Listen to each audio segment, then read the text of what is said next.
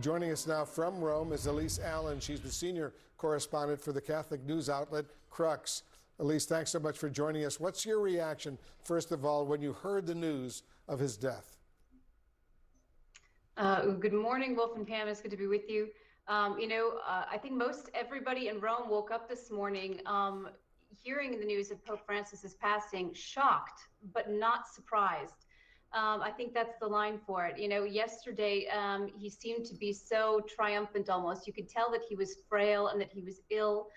He'd just gotten out of the hospital a month ago, having spent 38 days there fighting double pneumonia with a couple of close calls. So his condition was obviously still, precarious given his age and his history.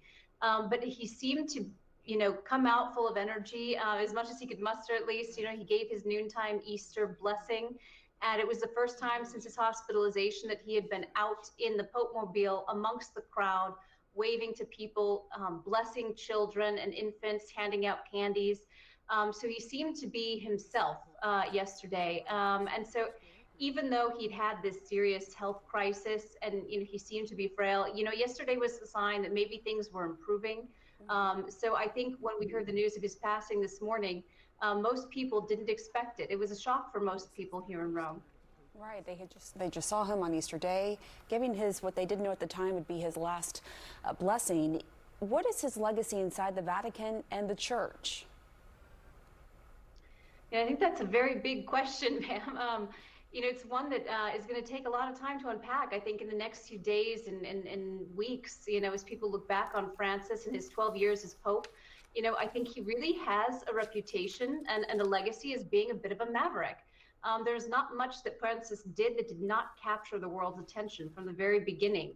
When he made the decision to return, to his hotel and try to pay the bill himself, to choosing to live not in the papal apartment in the Apostolic Palace of the Vatican, but in the guest house, which is much more accessible to people. I think he's going to have many different, there are many different aspects to his legacy. I think he's going to be seen as a global pastoral genius. He was really the parish priest of the world.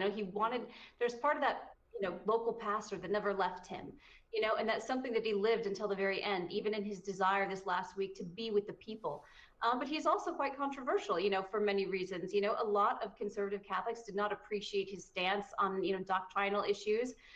He, without changing church doctrine, sort of pushed the boundaries, in the church's, tone up till now into a much more progressive direction, especially on issues such as homosexuality, on women, wanting to give them more of a voice, wanting to make sure that those who feel like they were at the margins of life and on the peripheries felt more included.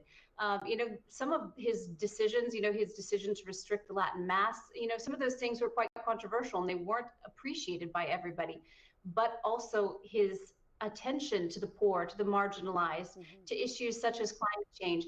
That's going to be something that's going to be very important for a lot of people, and it's very appreciated by many as well. So I think his legacy is quite complex. And it depends on where you stand, but there's no denying that he was a pope who made a difference. And despite, the controversies that you laid out, he was popular. If you look at the polls, Very popular. He was beloved and popular. He was a great, great man. I know you had a chance, Elise, to meet with Pope Francis. What was that like? And what were your impressions of him? So I had, I appreciate you asking, because as a journalist, we cover the Pope so closely, but we have very few personal interactions with him. So I met him on a number of his papal trips, just brief greetings, but I had a private audience with him and two other colleagues.